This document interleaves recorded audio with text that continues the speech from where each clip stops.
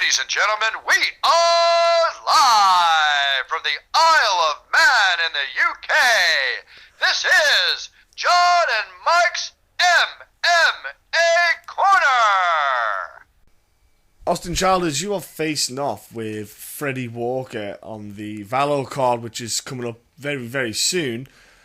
And there's a little bit of... Well, there's two things on the line, really. There's an opportunity further on, let's say, and there's also the opportunity of a bit of silverware. Do any of these come into play in your mind when you have this bout, or do you just see this as another opponent, another fight, and any of this other stuff is like an added bonus? No, it's just another fight. I mean, nothing's promised. Even, okay, let's say I win and I win again. I go to the, I think it's a tournament for the like the UFC Expo, but say I get injured. Right, so nothing's ever promised. I'm just happy to fight here, fight now. 9 days away. Then I'll focus on after that. Now, the opportunity, like I said, it's the qualifier, let's say, is for the IMMAF. And it's an early qualifier anyway. There's another one later on, and then you finally get the opportunity to go to the World Championships in July, which is in Vegas.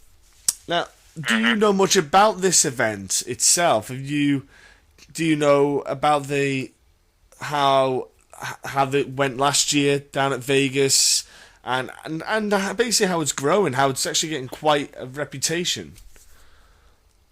Yeah, I know nothing at all about it. Now, have you looked into it since when you found out about this? No, I haven't looked into it. I'm just gonna train, fight, and let my manager and my coaches take over. I just want to fight. Now, let's say you go out here, you get yourself a win, then you go to the next round, which is, I believe it's in Arizona for yourselves. So you go out and win that, okay? The next time you would be then in this competition with the World Finals, you'd be representing the USA, and the other thing is you would be put on a pedestal, which would be very high, because you'd be classed as, one of the best amateurs in the world, and you'd be facing off some of the best talented fighters in the world. That opportunity itself would be a great experience, do you feel, for yourself early on in your career?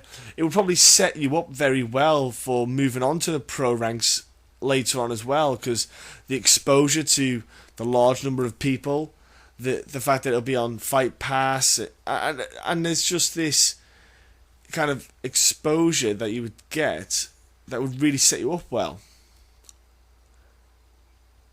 Yeah, that part would be pretty nice. I'm not gonna lie, but like I said, nothing promised. But just fight the best guys. That would be, the fight. It's exciting. Grubs, dude, that's kind of boring, honestly. So don't want to do that. But yeah, fighting really good guys is what I want to do. So Freddie Walker, who you're facing off with, your opponent.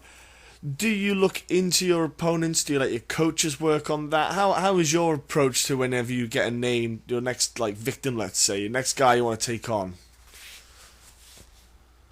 Just keep training. We work on everything. Nothing's focused. I'm not gonna focus on one and forget the other. I'm gonna work on everything, learn new techniques on every part, stand-up, wrestling, jiu-jitsu, everything. So not focused on what he can do or can't do, just go out there and fight. Now, so do you have a particular style yourself that you like to be, or do you just kind of like to see where the fight goes? Well, I don't like saying it, but I'm kind of stubborn when it comes to that. Because my jiu-jitsu and wrestling are a lot better than my striking. But I'll stay and strike because it's what the fans like.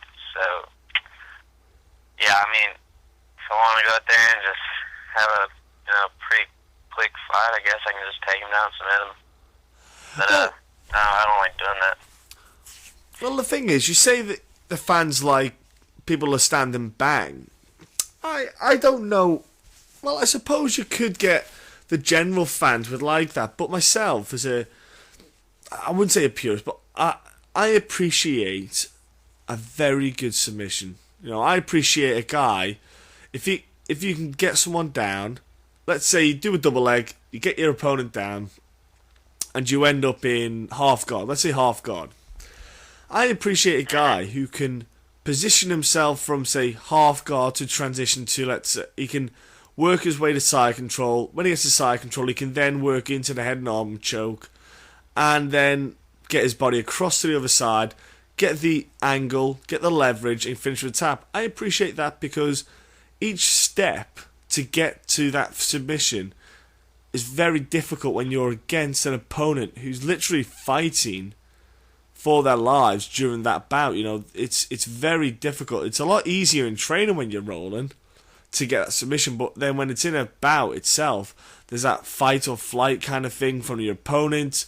They have that, you know, that kind of extra bit of adrenaline strength to get themselves out of positions. I appreciate it a lot more. Well, I haven't really ran into someone who's given me like a huge problem on the ground.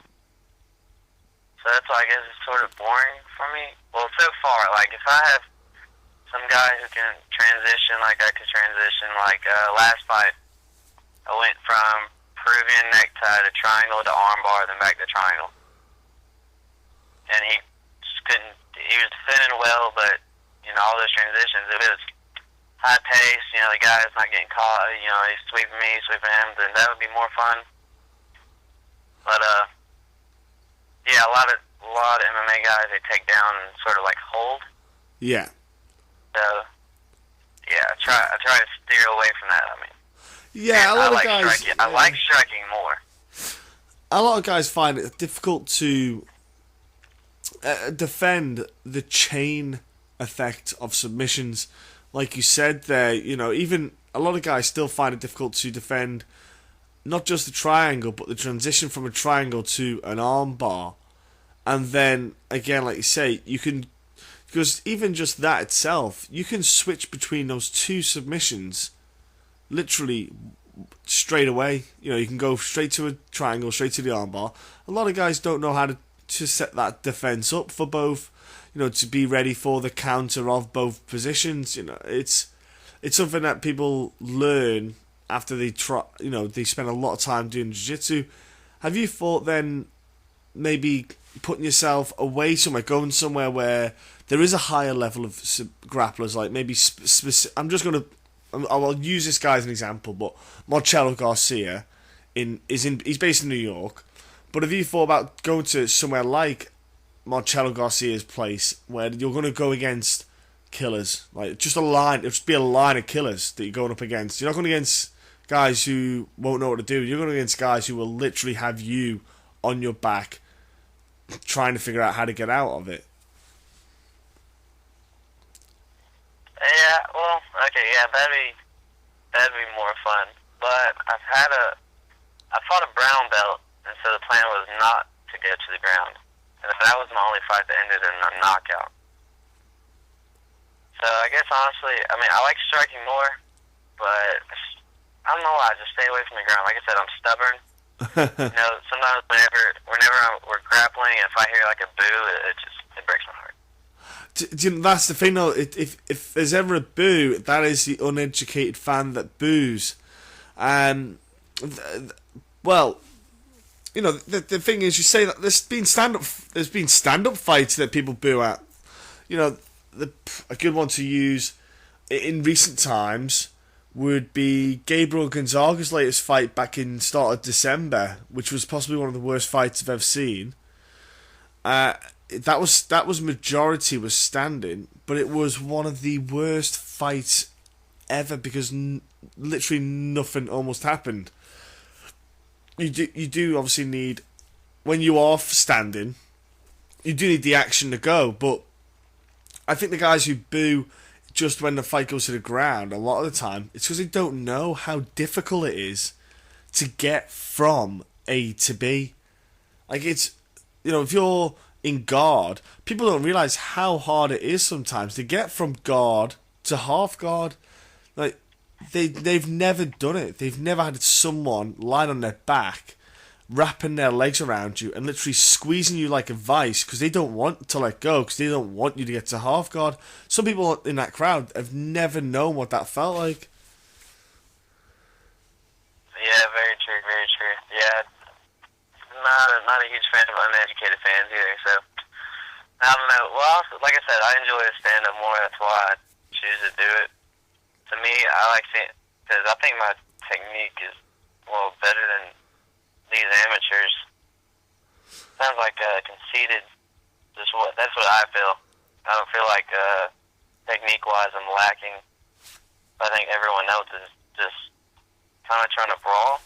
Yeah, yeah. And when I watch the guy, I've seen the guy I'm fighting live, and he was like nonstop, and he had good cardio, but it was like when he'd throw punches, they were sort of wild, and it was just a wild fight. And I look at that, I'm like, I think I can beat that. Yeah, you can beat it with good technique. Yeah. Yeah, I just feel like technique-wise, like I'm not an amateur, technique-wise, standing. I mean, obviously, everyone can work on certain things, and obviously, I'm not perfect. Yeah. But definitely won't see me putting my hand down at my waist and swinging as hard as I can. So, because your technique is at a very good level at the moment, how long do you think then that you'll want to stick around the amateur scene? How do you want to just stick around for a bit, for like maybe the next 9 months, just because you want to get that experience under your belt and just to get the bouts under your belt, really, just to get yourself more and more comfortable before you go up to the pro ranks? Yeah, man.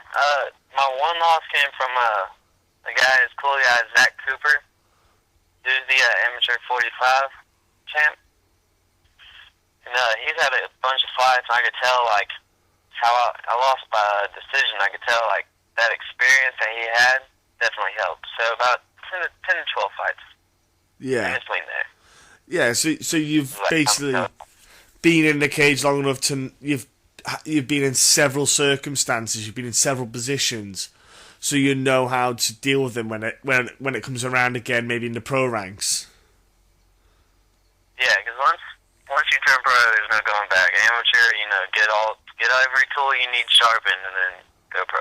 Exactly, and that's when you can make all your mistakes. It's the best time at amateur. You can just you can try things out a bit more. You can mess things up a little bit. You can, like you say, you can lose a bout, but the thing is, you can take so much out of it and go, right, well, we need to work on this. We need to work on this, and that is effectively all the amateur rank is for. It's to let you make mistakes, so when you go to pro ranks, you've got the majority of the mistakes out of the way, so that when you've got a lot more sharpened tools, so you're a lot more efficient in the cage. Yeah, because like I said, once you go pro, you're pro. Yeah. And you're not ready to go pro, and you go 0-3, 0-4, 0-5. Who wants you? Yeah. Who wants you to fight? You obviously, should have waited. And you know what? You could probably get yourself a very solid 2016 under your belt, and at the end of the year, you could finish possibly with your first pro bout. You've got yourself set up very nicely for 2016. Then, if you've got these little goals ahead of yourself. Yeah, definitely. End of the year, maybe beginning of next year, depending on how these next fights go. Yeah. And I'm moving out the way of being stubborn. So I'm not, because whether I like it or not, I have to be good everywhere. Yes. And if I'm not doing good in one area, takedowns there, clinches there. Last fight, I realized, like, hey, if this guy he has no clue what to do in a clinch, so clinch up. Yeah, it is. Look, it sounds like you've got almost an experienced professional head on your shoulders from the way you talk about it, the way you assess everything. So I think you really are set up for not just, a successful amateur career, but I think for your pro ranks, I think you've got yourself in very good stead. You've got yourself in a good position to make a very powerful and effective move into the pro ranks. Now, Austin, you're fighting, like say, very shortly. This will be the good way to kick off February. It's a good way, obviously, to get yourself a little silverware, possibly on your waist and all this. Before you do all that, have you got any social media stuff that people could jump onto and maybe, follow you, start the start of your journey into obviously the future of the pro ranks and stuff? Yeah, my Instagram account, I'm always on Instagram. It's Austin C _ MMA. Yeah. And I'm always on Instagram. Right. And then even if people want to add me, I've had fans or whoever add me on Facebook and want to talk about fighting, I'm like, sure. I'm always down to talk. There you go. Awesome stuff there. Jump on his Instagram and you can jump on the Facebook. What about, have you got any sponsors that help you out at the moment with your training and stuff? Not at the moment, no. No, not a problem. What about, have you got any friends, do you want to fight like coaches, sparring partners, your gym and people like that? And have you got any friends and family who have been supporting you through this amateur career so far? Yeah, just all knuckle up. All knuckle up. We've got a 170-pound champion here in Georgia. We've got the Valor 125 champion there. So, a lot of good guys. We're all getting sharpening our tools, getting ready for fights. Awesome. That sounds, like you said, you got champs around you, and like they say, you got success, it breeds success. So 2016, ladies and gentlemen, keep an eye out for Austin Childers. Keep an eye on his little career and how it goes. Austin, thank you very much for giving me some of your time today to have this little chat.